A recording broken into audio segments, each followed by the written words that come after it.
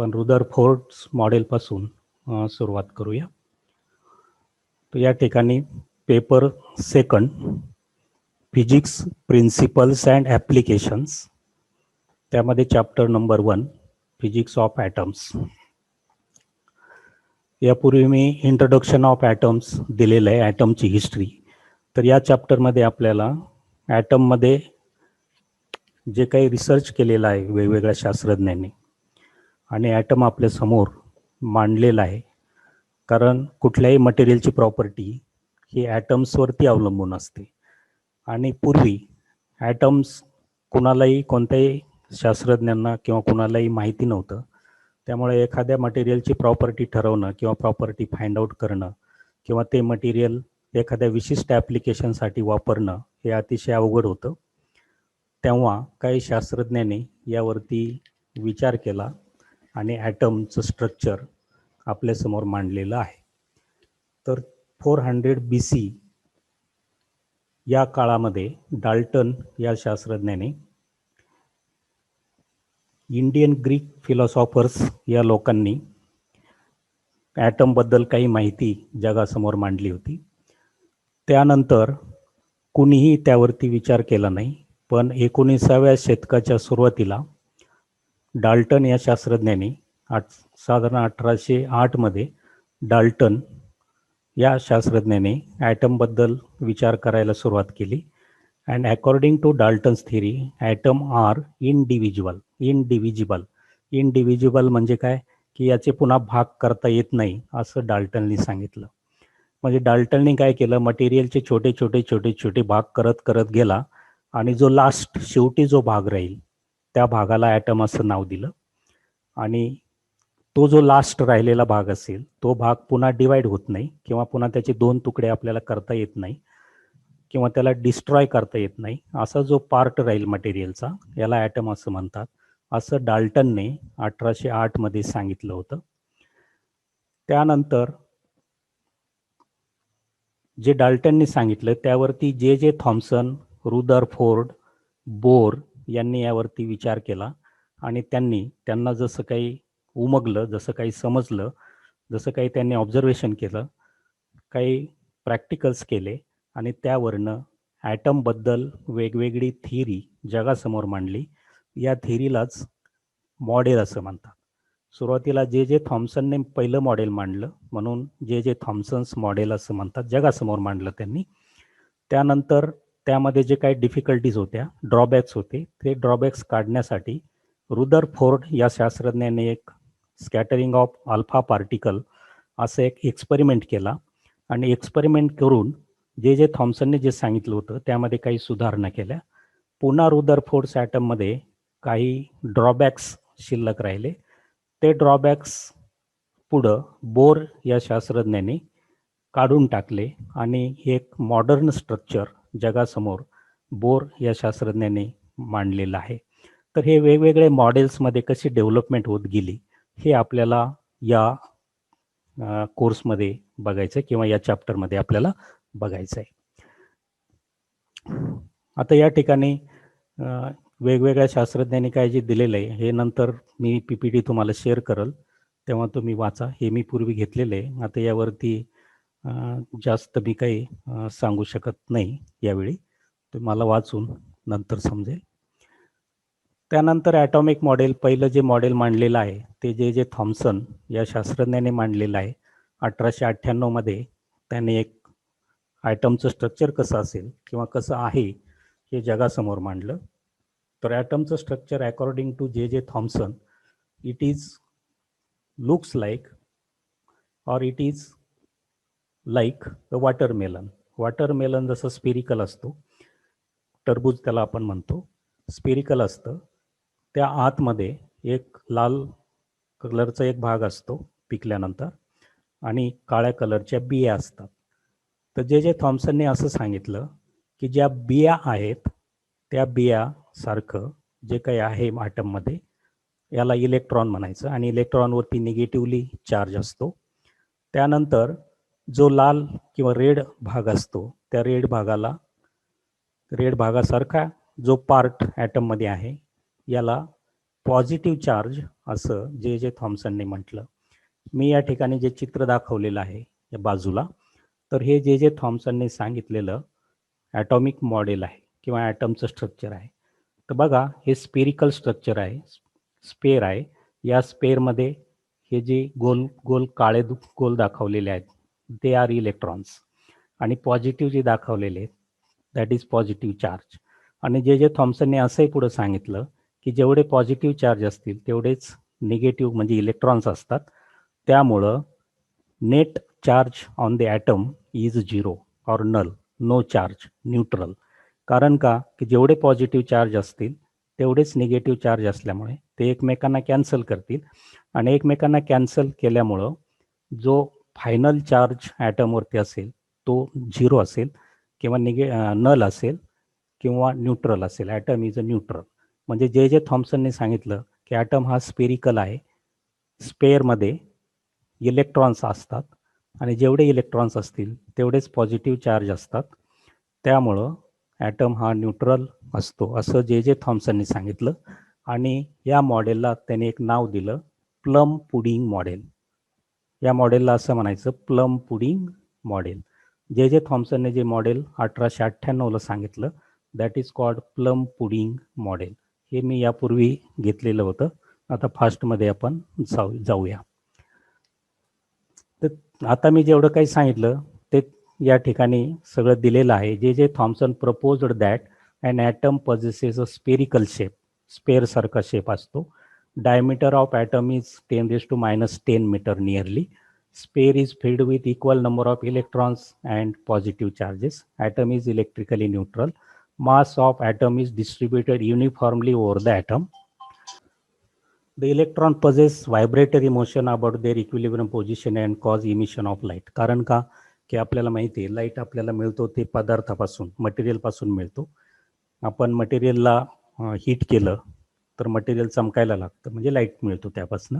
तर हा लाईट का मिळतो, तर ते जे जे थॉम्सनने त्याला जे उमगलं, त्यांना जे समजलं त्यानुसार त्यांनी असं सांगितलं की इलेक्ट्रॉन हे व्हायब्रेट होतात अबाउट देअर मीन पोझिशन, त्यामुळं लाईट मिळतो. तर असं मॉडेल जे जे थॉम्सनने जगासमोर मांडलं 1898ला. आता हे मॉडेल जगासमोर मांडल्यानंतर काही लोकांनी त्यावरती काही थिंकिंग केलं, रिसर्च केला, आणि रिसर्च केल्यानंतर असं काही आढळलं की जे जे थॉम्सन मॉडेल जे सांगितलेलं आहे थॉम्सन या शास्त्रज्ञांनी, त्यामध्ये काही ड्रॉबॅक्स आहेत, काही डिफेक्ट्स आहेत. ते बघा ड्रॉबॅक्स. थॉम्सन्स ॲटॉमिक मॉडेल कुड not explain the scattering of alpha particle incident on the metal foil. एखाद्या मेटल फॉईलवरती अल्फा पार्टिकल हाय स्पीडली, हाय एनर्जेटिकली इन्सिडंट केल्यानंतर जे काही स्कॅटरिंग होतं ते स्कॅटरिंग जे जे थॉम्सन मॉडेल एक्सप्लेन करू शकत नाही. Number 2, the emission of spectral lines by the atom. आता स्पेक्ट्रल लाईन्समध्ये काय, इंद्रधनुष्य तुम्ही बघितलेले वेगवेगळे कलर्स दिसतात. ते कलर का दिसतात, कारण वेगवेगळ्या वेवलेंथचे लाईट्स असतात, वेगवेगळ्या वेवलेंथचे लाईट असतात. म्हणजे एकानंतर दुसरी वेवलेंथ, त्यानंतर तिसरी वेवलेंथ, त्यानंतर चौथी वेवलेंथ. लाईट, प्रकाश, प्रकाश म्हणजे ही वेव असते, आणि वेवला वेवलेंथ असते किंवा फ्रिक्वेन्सी असते. आणि प्रकाशाचा जो कलर असतो तो कलर हा वेवलेंथवर किंवा फ्रिक्वेन्सीवर अवलंबून असतं. तर इंद्रधनुष्य तुम्ही बघितलेले, जसं स्पेक्ट्रल लाईन दिसते, स्पेक्ट्रल्स दिसतात, म्हणजे वेगवेगळ्या फ्रिक्वेन्सीचे वेगवेगळे लाईट्स दिसतात. वेगवेगळे कलर म्हणजे काय, वेगवेगळ्या फ्रिक्वेन्सीचे लाईट्स असतात. तर हे लाईट्स का दिसतात हे जे जे थॉम्सनचं मॉडेल एक्सप्लेन करू शकत नाही. आणि stability of atom, atom stable असतो, परंतु थॉम्सनने असं सांगितलं की इलेक्ट्रॉन हे त्यांच्या मीन पोझिशनशी व्हायब्रेट होतात, आणि व्हायब्रेट होऊन एनर्जी, लाईट किंवा प्रकाशाच्या स्वरूपात एनर्जी रिलीज करतात. याचा अर्थ ॲटम स्टेबल नाही असं थॉम्सन मॉडेल सांगतं. पण ॲक्च्युअली ॲटम हा स्टेबल आहे. ही स्टॅबिलिटी का, हे जे जे थॉम्सन मॉडेल सांगू शकलं नाही. तर असे 3 ड्रॉबॅक्स हे थॉम्सन मॉडेलमध्ये होते. म्हणून रुदरफोर्डने पुढं जाऊन एक स्कॅटरिंग ऑफ अल्फा पार्टिकल्स एक एक्सपेरिमेंट केला, आणि त्या एक्सपेरिमेंटच्या ऑब्झर्वेशनवरनं नवीन मॉडेल हे जे ड्रॉबॅक्स काढून नवीन मॉडेल जगासमोर मांडलं. तर या नवीन मॉडेलला रुदरफोर्ड्स मॉडेल असं म्हणतात. तर रुदरफोर्डने मॉडेल मांडण्या अगोदर जो एक्सपेरिमेंट केलेला आहे त्या एक्सपेरिमेंटबद्दल मी फास्टमध्ये सांगतो, यापूर्वी मी घेतलेला आहे. आता अल्फा पार्टिकल म्हणजे काय, तर alpha particle is fast moving packet 10⁵ metre per second इतकी त्याची वेलॉसिटी असते.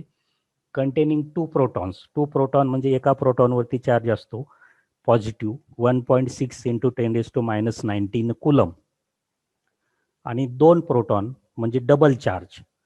तर हायली चार्ज, पॉझिटिव्हली चार्ज आणि हायली मुव्हिंग म्हणजे kinetic energy is high, charge is high, असा अल्फा पार्टिकल एका मेटल फॉईलवरती इन्सिडंट केलेला आहे.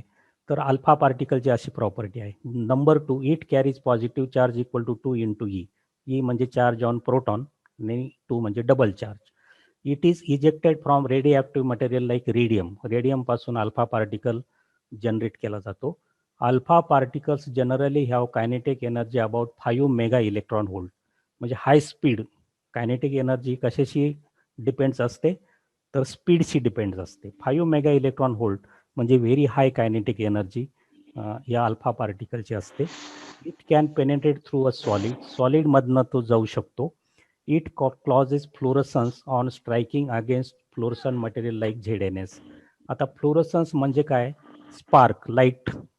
आपण तुम्ही घड्याळामध्ये बघितलं असेल, घड्याळाचे जे हे असतात आपण म्हणतो 1 2 3 4, हे जे काटे लावलेले असतात ते फ्लोरसंट काटे जर असतील आणि त्यावरती जर लाईट टाकला तर अंधारामध्ये बराच वेळ आपल्याला ते चमकताना दिसतात. का चमकताना दिसतात, कारण त्यातनं लाईट जनरेट होत असतो. तर असं फ्लोरसंट किंवा स्पार्क किंवा लाईट आपल्याला दिसतो. ZNS सारख्या मटेरियलवरती जर अल्फा पार्टिकल आदळला तर आपल्याला स्पार्क दिसतो. तर अशा प्रकारे या अल्फा पार्टिकलची प्रॉपर्टी असते. अशा प्रकारचा अल्फा पार्टिकल हा या मेटल फॉईलवर, गोल्ड फॉईलच्या, मेटल म्हणजे गोल्ड फॉईल, मेटल कुठलं घेतलेलं आहे तर गोल्ड. तर खाली जो एक्सपेरिमेंटल अरेंजमेंट दाखवलेले आहे, कोणाच तरी माईक चालू आहे त्याने बंद करा. तर गोल्ड फॉईल या ठिकाणी दाखवलेली, खालची फिगर बघा. मी आता वरती काय आहे ते वाचून नाही दाखवत, फिगरवरनं एक्सप्लेन करतो. तर या ठिकाणी हा जो बॉक्स आहे तो लेड बॉक्स आहे. लेड बॉक्स म्हणजे शिस्याचा बॉक्स आहे. कारण का, की रेडिओ ॲक्टिव्ह मटेरियलपासून अल्फा पार्टिकल जनरेट केला जातो आणि आपल्याला माहिती आहे की रेडिओ ॲक्टिव्ह मटेरियल हे ह्युमन बिईंगसाठी हार्मफुल असतं आणि लेड बॉक्समधनं किंवा लेडमधनं रेडिओ ॲक्टिव्ह मटेरियल बाहेर पडत नाही, म्हणून या ठिकाणी लेड बॉक्स लावलेला आहे. आणि या लेड बॉक्समध्ये हे रेडियम किंवा रेडिओ ॲक्टिव्ह मटेरियल ठेवलेलं आहे आणि या लेड बॉक्सला छोटंसं छिद्र पाडून त्यामधनं अल्फा पार्टिकल, अल्फा बीम बाहेर घेतलेला आहे. आणि हा highly energetic, highly speedly, highly positive charge असा अल्फा बीम या गोल्ड फॉईलवरती, पुढं गोल्ड फॉईल आहे आणि ही पातळ फाईल असते खूप, या फॉईलवरती हा अल्फा पार्टिकल जोराने आदळला जातो, इन्सिडंट केला जातो. आता आदळला जातो म्हणजे कशाशी तो आदळणार आहे, तर गोल्ड फॉईलच्या किंवा गोल्डच्या ॲटमशी तो आदळणार आहे. म्हणजे गोल्ड या ठिकाणी अल्फा पार्टिकल हा गोल्ड ॲटमशी आदळतो.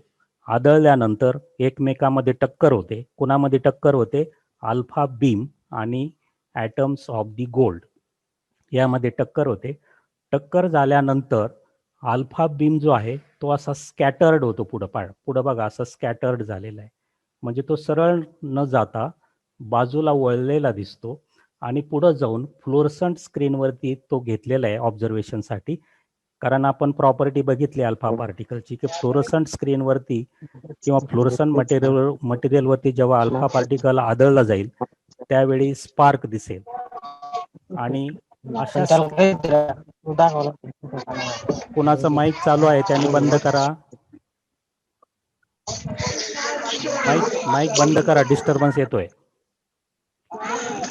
तर फ्लोरोसंट स्क्रीनवरती हा अल्फा पार्टिकल आदळला जातो आणि यावरती एक चित्र निर्माण होतं आणि त्या चित्रावरनं मग ऑब्झर्वेशन्स घेतलेले आहेत आणि ऑब्झर्वेशन घेऊन नवीन मॉडेल रुदरफोर्डने मांडलेलं आहे. आता ऑब्झर्वेशनमध्ये बघा, मी या चित्रावरनंच सांगतो की हा alpha particle highly energetic incident केलेला आहे आणि रुदरफोर्डला असं आढळलं की काही पार्टिकल्स एकदम 180 डिग्रीने पाठीमागं फिरतात, काही पार्टिकल्स थोडेसे बेंड होतात आणि पुढं जातात, आणि काही अल्फा बीम किंवा अल्फा पार्टिकल्स डायरेक्टली काही बेंड न होता, काही डिफ्लेक्ट न होता डायरेक्टली बाहेर येतात. याचा अर्थ असा होतो की जे अल्फा पार्टिकल्स 180 डिग्रीने रिटर्न मागं फिरतात, ते का फिरतात? याचा अर्थ त्या ठिकाणी सेंट्रलमध्ये एक अल्फा पार्टिकलच्या ताकदीचाच काहीतरी पोर्शन असला पाहिजे.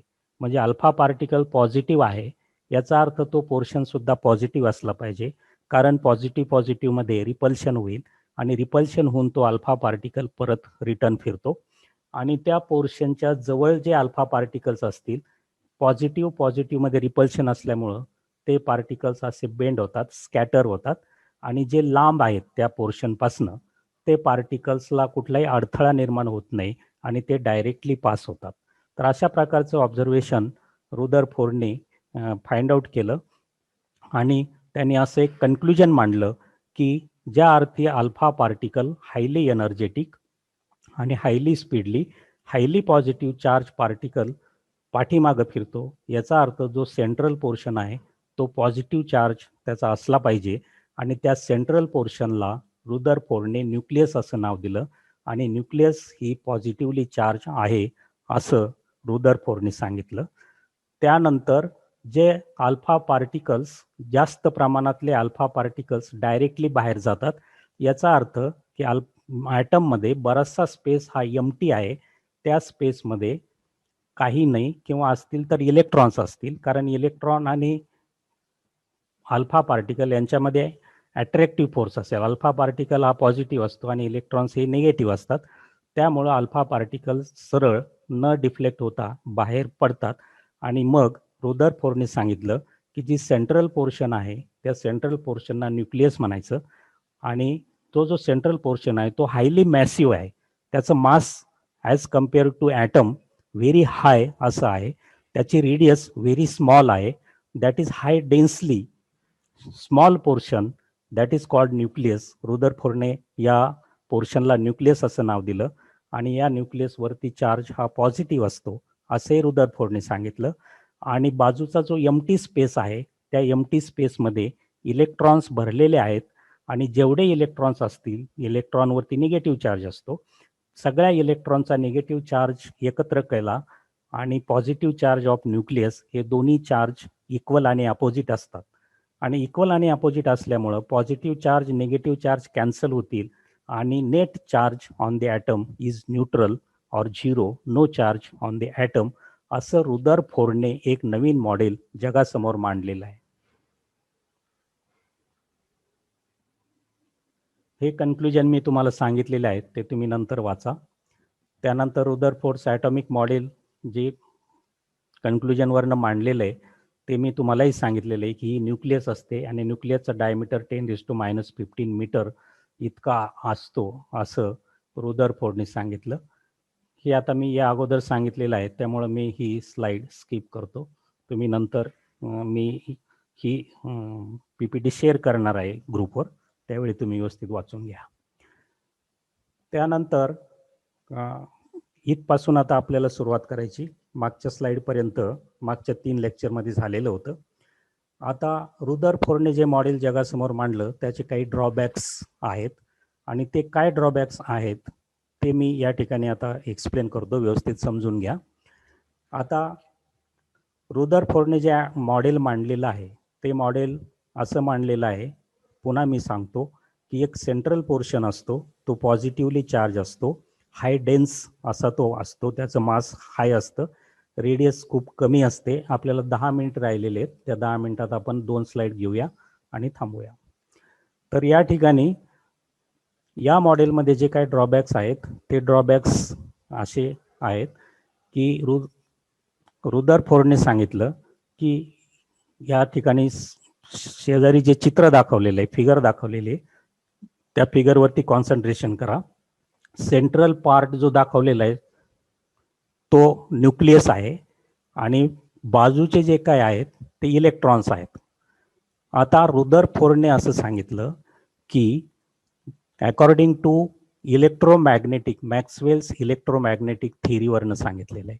आता मॅक्सवेल्स इलेक्ट्रोमॅग्नेटिक थिअरी काय सांगते की हे जे इलेक्ट्रॉन्स असतील ते इलेक्ट्रॉन्स शांत बसलेले नाहीत, बाहेर असलेले इलेक्ट्रॉन जे आहेत ते शांत बसलेले नाहीत, ते कंटिन्युअसली रिव्हॉल्विंग, कंटिन्युअसली फिरत असतात. कोणाभोवती फिरत असतात तर न्यूक्लियस भोवती फिरत असतात, असं रुदरफोर्डने सांगितलं. आणि ते फिरत असल्यामुळं लाईट जनरेट होतो. इलेक्ट्रॉन जर शांत असतील, स्थिर असतील तर लाईट जनरेट होत नाही. तर लाईट जनरेट का होतो असं रुदरफोर्डने सांगितलं, कारण न्यूक्लियसच्या भोवती जे इलेक्ट्रॉन्स आहेत ते इलेक्ट्रॉन्स कंटिन्युअसली फिरत असतात आणि फिरत असल्यामुळं ते इलेक्ट्रोमॅग्नेटिक एनर्जी म्हणजे लाईट, प्रकाश जनरेट करत असतात. आणि प्रकाश जनरेट केल्यामुळं एनर्जी इलेक्ट्रॉनची कमी होते आणि एनर्जी इलेक्ट्रॉनची कमी झाली की रेडियस ऑफ रिव्हॉल्वेशन सुद्धा कमी होते, according to the electromagnetic theory. Electromagnetic theory काय सांगते की इलेक्ट्रॉन जर रिव्हॉल्व होत असेल, रिव्हॉल्व होत असताना तो इलेक्ट्रोमॅग्नेटिक रेडिएशन म्हणजे प्रकाश जनरेट करतो. प्रकाश जनरेट करत असेल तर इलेक्ट्रॉनची एनर्जी कमी होते आणि इलेक्ट्रॉनची एनर्जी जर कमी होत असेल तर रेडियस ऑफ रिव्हॉल्युशन सुद्धा कमी होते. कंटिन्युअसली इलेक्ट्रोमॅग्नेटिक रेडिएशन जनरेट होत असेल तर या ठिकाणी बघा, पॉइंटरकडे लक्ष द्या, या ठिकाणी बघा, तर इलेक्ट्रॉनची जी रेडियस आहे ती radius continuously decrease decrease decrease decrease decrease होऊन फायनली ती न्यूक्लियसमध्ये जाते. फायनली न्यूक्लियसमध्ये जाते. याचा अर्थ according to Rutherford the atom is not stable. रुदरफोर्डच्या थिअरीनुसार किंवा रुदरफोर्डच्या मॉडेलनुसार ॲटम हा स्टेबल नाही असं दिसतंय. समजलं? According to electromagnetic theory electrons न्यूक्लियसच्या भोवती फिरत असतात. फिरत असताना इलेक्ट्रोमॅग्नेटिक एनर्जी जनरेट करतात, म्हणजे प्रकाश जनरेट करतात. प्रकाश जनरेट करत असतील तर एनर्जी इलेक्ट्रॉनची कमी होते आणि एनर्जी कमी झाल्यामुळं फिरण्याची जी रेडियस आहे, फिरण्याची जी रेडियस आहे ती कमी कमी कमी कमी होऊन काही दिवसांनी तो इलेक्ट्रॉन कुठं जातो? थेट न्यूक्लियसपाशी जातो. याचा अर्थ रुदरफोर्डच्या मॉडेलनुसार ॲटम स्टेबल नाही असा याचा अर्थ होतो. आता इंग्लिशमधनं मी हे वाचून दाखवतो. According to Rutherford's atomic model, the electrons move around the nucleus. Nucleus भोवती ते फिरतात in well defined orbits. Since a body that moves in orbit must undergo acceleration. Acceleration होतं. The electrons in this case must be under acceleration. According to Maxwell's electromagnetic theory, charged particle when accelerated must emit electromagnetic radiation. Electron वरती negative charge असतो, फिरत असताना तो electromagnetic radiation म्हणजे प्रकाश generate करतो. Therefore, an electron in an orbit will emit radiation and eventually the orbit will shrink. Shrink म्हणजे ऑर्बिटची radius कमी होते. If this is true then electron will move along a spiral path. Spiral तुम्हाला माहिती आहे कसं असतं, path of decreasing radius. But this does not happen. Actually तसं होत नाही. म्हणून according to the Rutherford's model the stability of atom could not explain. तर रुदरफोर्ड्स मॉडेल ॲटमची स्टॅबिलिटी सांगू शकलं नाही. This is the drawback. Second drawback, according to electromagnetic theory revolving electron must emit radiation of increasing frequencies. म्हणजे जेव्हा फिरत असतो त्यावेळी रेडियस कमी होत असते. रेडियस कमी होत असताना अकॉर्डिंग टू इलेक्ट्रोमॅग्नेटिक थिअरी वेगवेगळ्या फ्रिक्वेन्सीचे लाईट्स बाहेर पडतील, पण तसं होत नाही. ॲक्च्युअली तसं होत नाही. Experimentally it is proved. But it is observed that elements emit spectral lines of fixed frequencies. Single frequency generate होते. Variation of frequency light generate होत नाही. This is second drawback. Third drawback, Rutherford's atomic model could not explain the electron revolving in the orbit. विशिष्ट ऑर्बिटमध्येच electron revolve होतो हे रुदरफोर्ड्स model explain करू शकलं नाही. तर असे 3 ड्रॉबॅक्स रुदरफोर्ड्स मॉडेलमध्ये आहेत, होते. रुदरफोर्डने जेव्हा ते जगासमोर मॉडेल मांडलं त्यावेळी असे 3 ड्रॉबॅक्स हे होते किंवा आहेत. आणि मग या ड्रॉबॅक्सवरती पुढं बोर या शास्त्रज्ञाने स्टडी केला आणि बोरने एक नवीन मॉडेल जगासमोर मांडलं आणि तेच मॉडेल आपण आता मॉडर्न स्ट्रक्चर ऑफ ॲटम म्हणून आपण वापरत आहोत. तर पुढचं जे मॉडेल आहे ते बोर्स ॲटॉमिक मॉडेल, तर हे मॉडेल आपण उद्या एक्सप्लेन करूया.